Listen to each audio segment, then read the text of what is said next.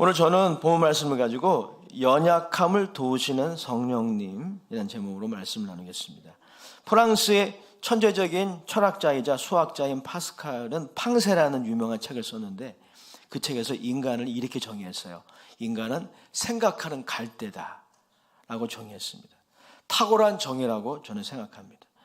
여러분, 인간은 위대한 존재죠. 왜냐하면 생각을 할 줄 안다는 것입니다. 사유, 생각이 좀 어려운 말인데 사유를 할 줄 아는 존재가 바로 인간입니다.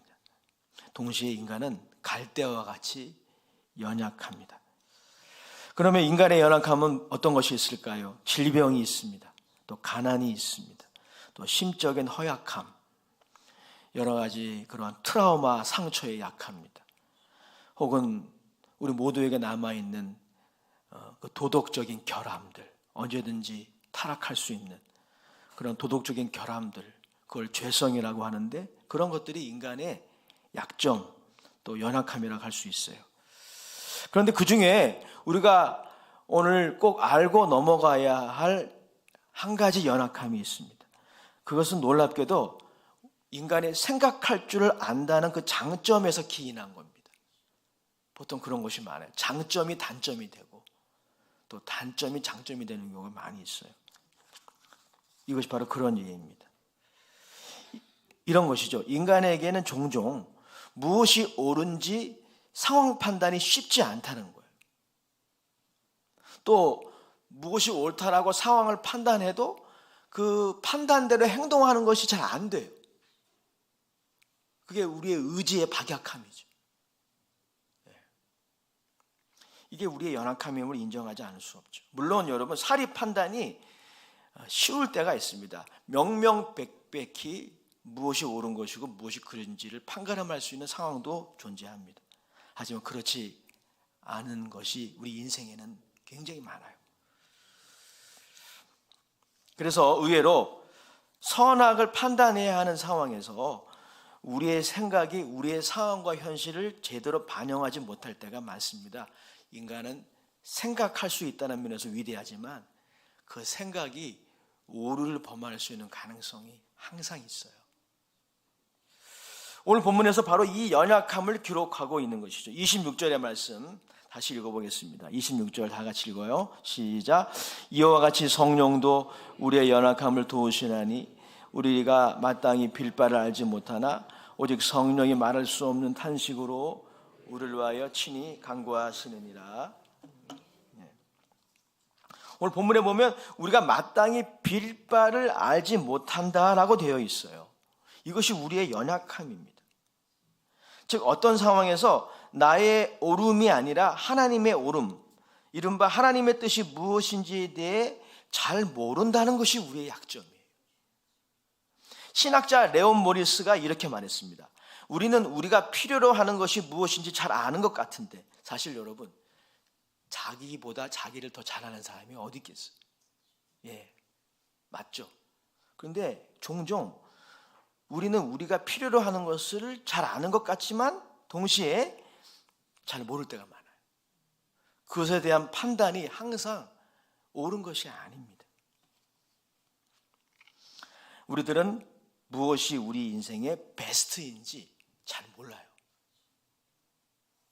우리 나름대로 이러저러한 필요가 있다고 생각을 하지만 그 생각, 그 판단이 상황에 대해 적절하다고 단언할 수 없는 이유가 바로 이것 때문입니다. 그러다 보니까 그리스도인들에게 특별히 약한 부분이 있는데 그게 바로 기도 생활이에요. 기도 생활 어렵죠? 어려워요. 기도를 해야 된다는 건 어느 정도 우리가 갖고 있는 소양이에요. 하지만 기도 생활이 쉽지 않아요. 그 이유 중에 이게 전부는 아니지만 이유의 전부는 아니지만 그 이유 중에 하나가 뭐냐면 정말 기도해야 하는 상황이지만 그 상황에 대한 현실 감각이 우리에게 부족해요. 이것이 우리가 기도 생활을 하기 힘든 이유입니다. 정말 나에게 이것이 필요해. 하나님이 이것을 나에게 주셔야 돼. 라고 하는 현실 감각이 있다면 기도하지 않을 수 없겠죠.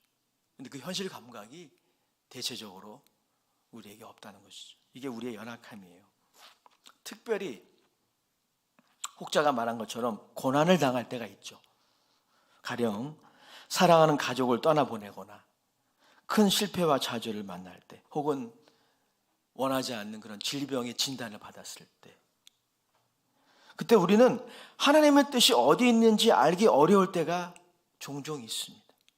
그래서 마땅히 어떻게 기도해야 할지 모를 때가 있다는 것이죠. 미국의 설교자 존 파이퍼는 복음과 하나님의 사랑에서 이렇게 말했어요.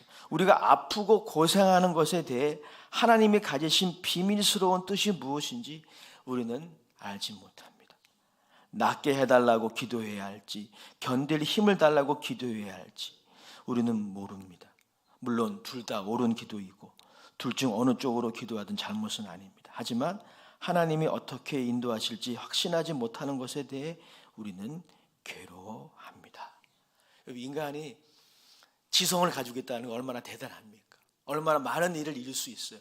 그런데 지성의 한계가 여기 있는 거예요. 고난을 경험할 때 드러나는 거예요.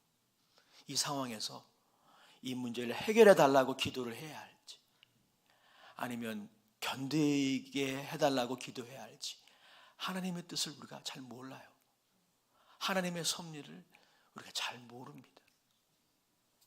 그래서 우리는 때로는 혼란스러워합니다.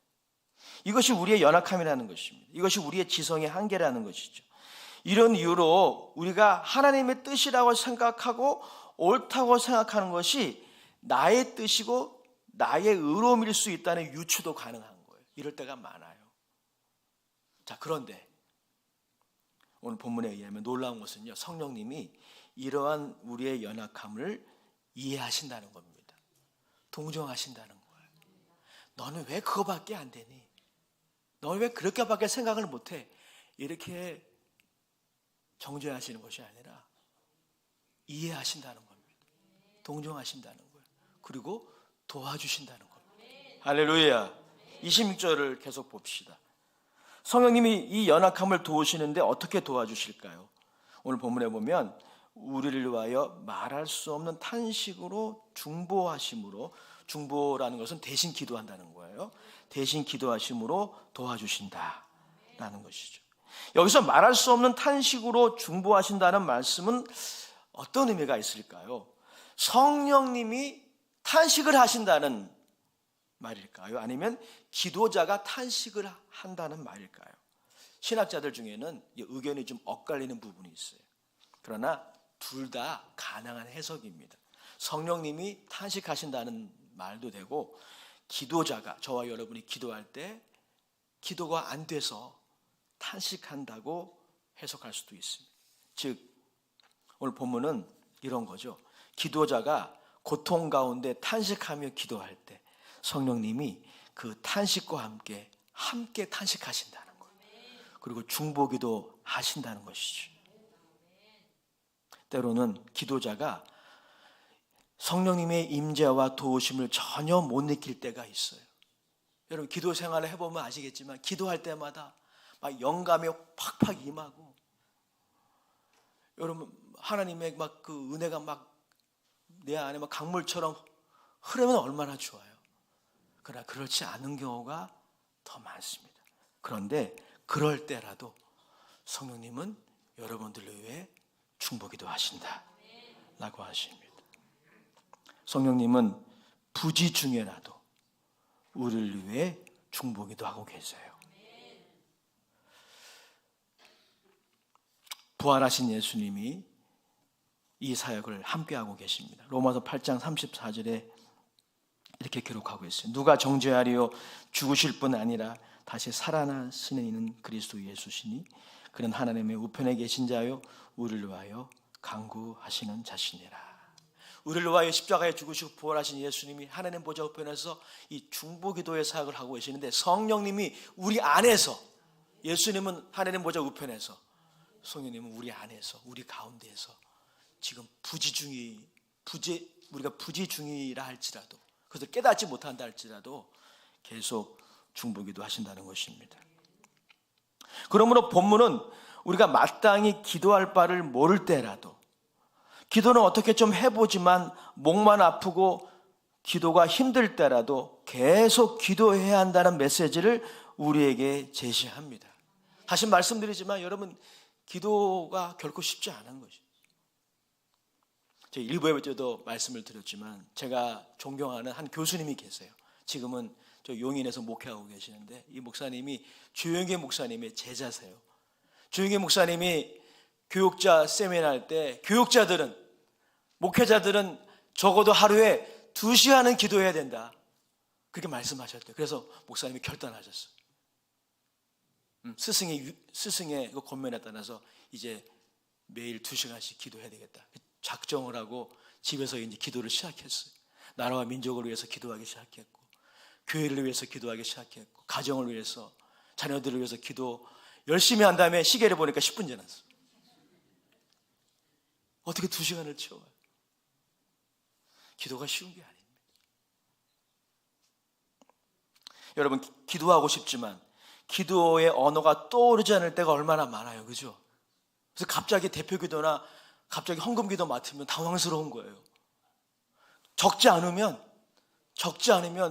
기도하는 게 힘든 거, 이거는 당연한 겁니다.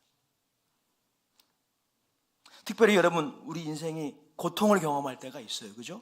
크고 작은 고통을 경험할 때 기도가 나오지 않아요.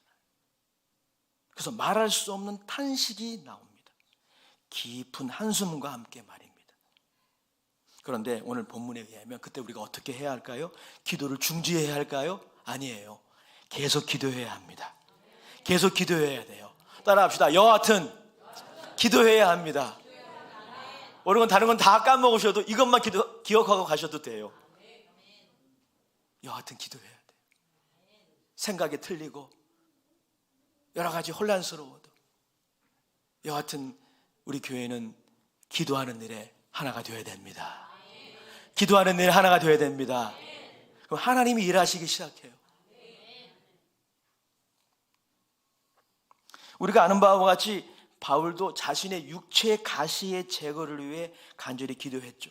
바울은 자신이 육체의 가시가 있다고 고백했어요. 아마도 육체의 질병이었으리라 생각을 합니다. 어떤 질병이었는지는 모르겠어요. 근데 결과론적으로 보면 바울이 기도를 안 하는 것이 나았다고 생각할 수도 있어요. 실용적인 측면에서 보면. 왜냐하면 그 가시를 제거해 주지 않았거든요, 하나님이. 그러니 괜히 기도했네 라고 생각할 수도 있어요. 하지만 그렇지 않아요. 바울은 당시 마땅히 기도할 바를 몰랐어요. 이 가시의 제거를 위해서 기도해야 할지 아니면 견딜 수 있는 힘을 달라고 기도해야 할지 그는 몰랐어요. 하지만 기도했어요. 여하튼 기도했습니다. 그런데 하나님이 바울이 원하는 대로는 아니지만 응답을 주셨어요. 그 응답이 뭡니까? 바울에게 가시를 허락하신 하나님의 섭리를 깨달았어요. 여러분, 우리를 향한 하나님의 섭리를 우리가 어떻게 다 이해할 수 있을까요? 언젠가 여러분들에게 가시를 허락하신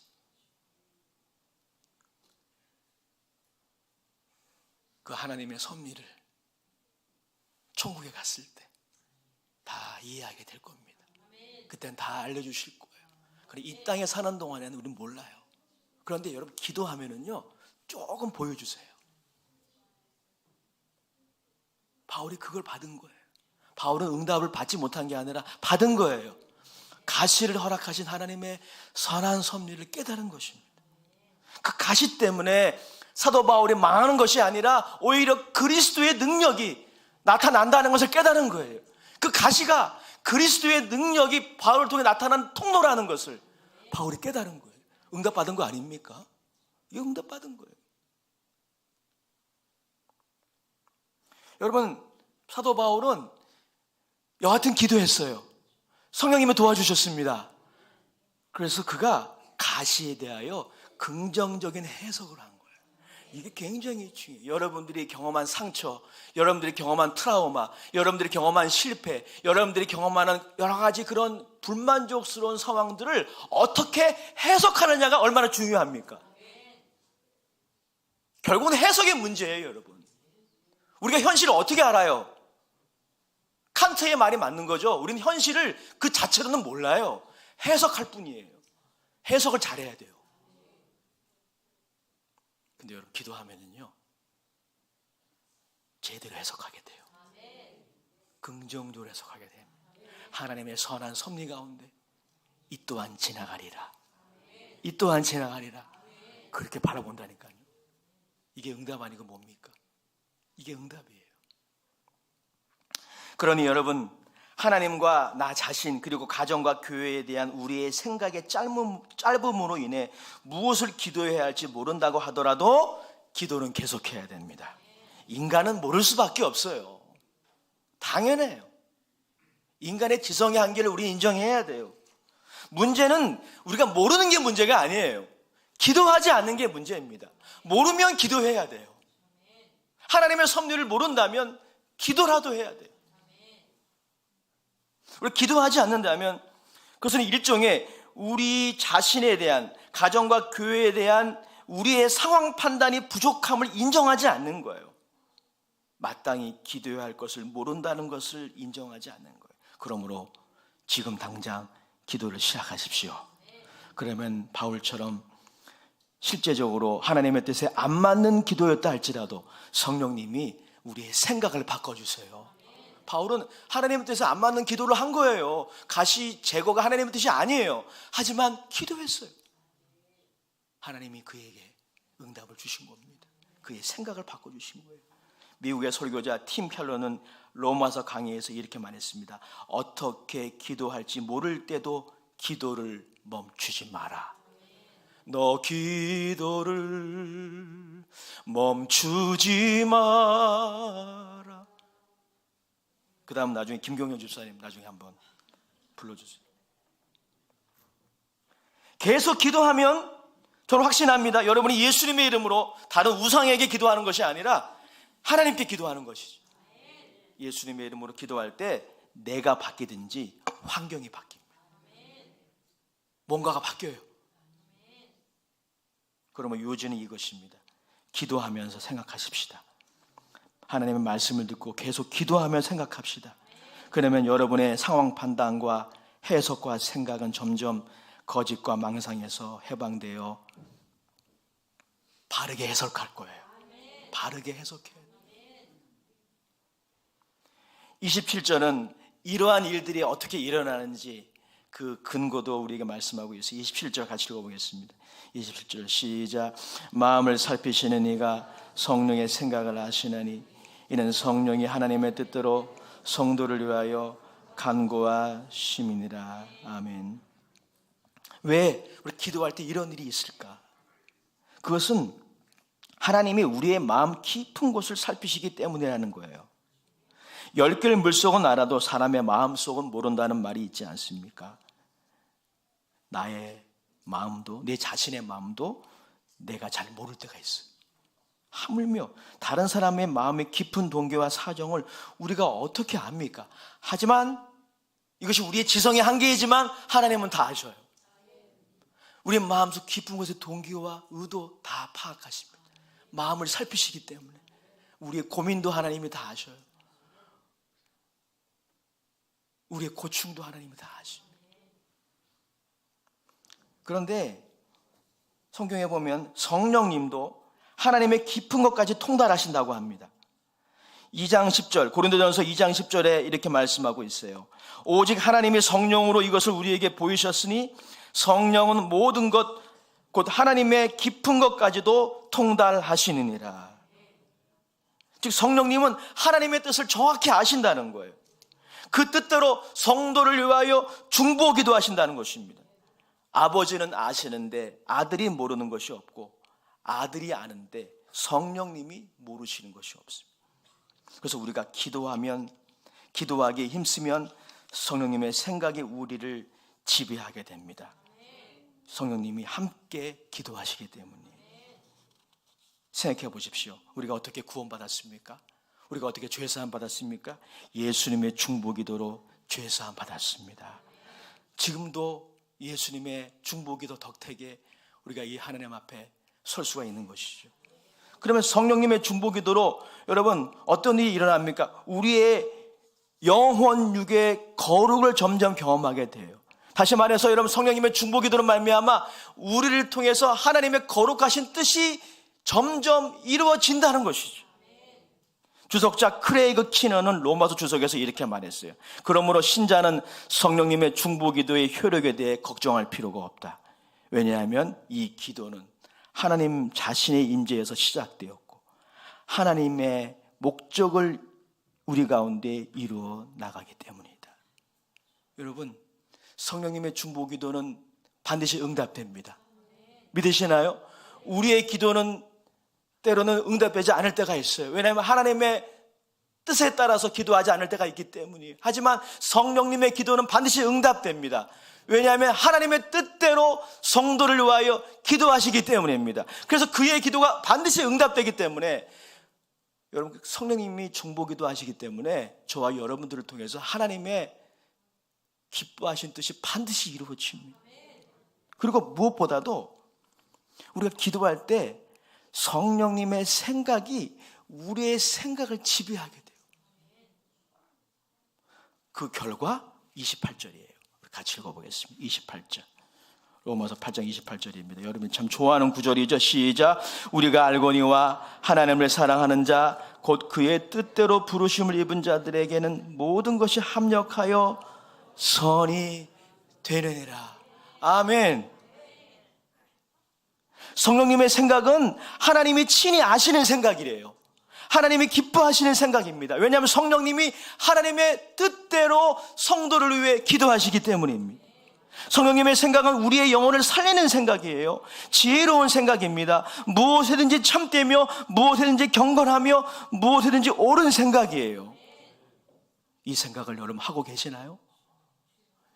여러분이 기도할 때 성령님의 이러한 생각이 여러분들을 지배해요. 여러분들에게 영향을 줍니다.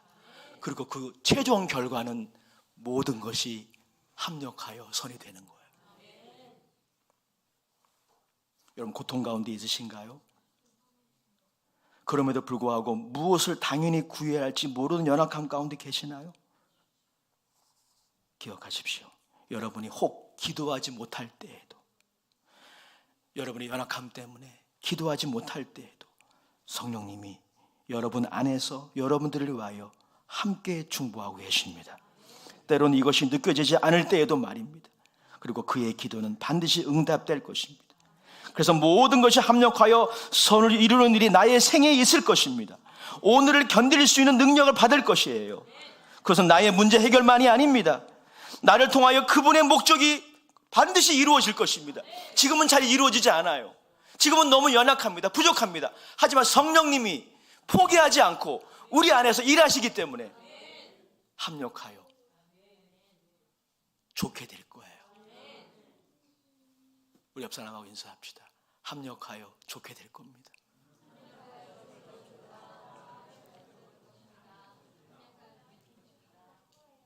제가 대학을 입학할 때 설교를 준비하면서 사실 1부 예배 때 이 부분을 나누지 않았어요. 근데 오늘 우리 다음 세대가 많이 왔으니까 이 이야기가 도움이 됐으면 합니다. 제가 대학을 입학할 때였어요. 그때는 학력고사였습니다. 학력고사 점수를 받아서 응시를 했고 합격을 했어요. 합격 통지서를 받았는데 그 합격 통지서 자랑하느라고 제가 큰 집에 갔어요. 큰 집에 가서 우리 사촌 누나들한테 뭐 그렇게 흔들리면서 자랑하지는 않았지만 은근히 자랑했어요. 근데 우리 사촌 누나가 당시 경희대 영문과 다니고 있었는데, 형순아 너 등록금 냈니? 그 질문을 하는 거예요. 갑자기 온몸에서 닭살이 올라왔어요. 제가 그래서 급히 집으로 돌아가서 그 입시 전형이라는 게 있잖아요. 그걸 봤거든요. 등록 기간이 지났어. 세상. 어떻게 해, 진짜 어떻게 해. 그렇게 어렵게 해서 합격을 했는데 등록 기간이 지났어. 제가 정말 무너졌잖아요. 온만 가지 생각이 왔다 갔다 하는 거예요. 온만 가지 생각이. 아, 이게 끝이구나. 또 재수해야 되겠네. 너무너무 살했어요. 그래서 제가 집으로 돌아와가지고 제가 정말 기도를 잘 못했지만 정말 혼자 기도하는 경우가 별로 없었지만 진짜 기도했어요. 하나님 어떻게 하면 좋아요? 이거 마치 그때가 또 금요 찬양 기도의 날이었어요. 어머님한테 얘기를 해야 되는데 얘기할 수도 없고, 그래서 금요 천하 기도회 때 뜨겁게 기도하고, 제가 그 다음 날 이제 아무것도 손에 잡히는 게 없죠. 그래서 막 기도하고 있는데 하나님 저에게 지혜를 주셨어요. 참 이 인간이에요. 그때 깨달은 게 뭐냐면, 인간의 상황 판단이 그렇게 오류가 많아요. 제 안에서 어떤 음성이 들리냐면, 학교에 전화해봐라. 학교에 전화해봐라. 근데 아마 제가 기도 안 했더라면, 결과론적인 거지만 그런 생각이 안 떠올랐을 거예요. 근데 하나님 여기 지혜를 떠올리게 하신 것 같아요. 학교에 전화해봐라. 그래서 그때는 유선 전화였으니까 학교에 전화를 해봤어요. 오늘까지 됩니다. 오늘까지 됩니다. 제가 왜 등록 기간을 지난 것으로 착각을 했냐면, 첫째 날이 물리대학교 문과 등록 기간이었고, 두 번째 날이 이과였는데 그걸 잘못 본 거예요. 여러분, 인간이 상황 판단이 정확한 것 같죠? 주님이 정확하십니다. 하나님이 정확하세요. 그분께 물어보셔야 돼요, 여러분. 아무리 내가 아는 거라고 할지라도 한 번 더 기도하십시오. 하나님이 아이디어 주셔요. 길이 막혔습니까? 미래가 보이지 않아요? 그 자리에서 주님을 찾으십시오. 예수님의 이름을 부르십시오. 따라갑시다. 누구든지 주 이름을 부르는 자는 구원을 얻으리로다. 오늘 우리 함께 예배하시는 권신일 의원님도 주님의 이름을 부르시기 바랍니다. 주님이 도와주십니다.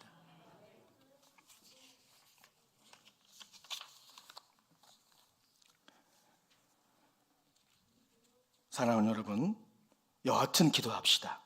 기도할 때 성령님이 우리의 기도를 도와주십니다. 우리의 상황을 다시 보게 하세요. 재해석하게 하십니다. 여호수아와 갈렙이 그거 아닙니까? 다른 10명의 정탐꾼은 똑같은 땅을 보고 와서도 악평하잖아요. 그 땅은 우리를 삼키는 땅이고 하나님이 우리를 여기서 죽이시려고 데리고 왔다고.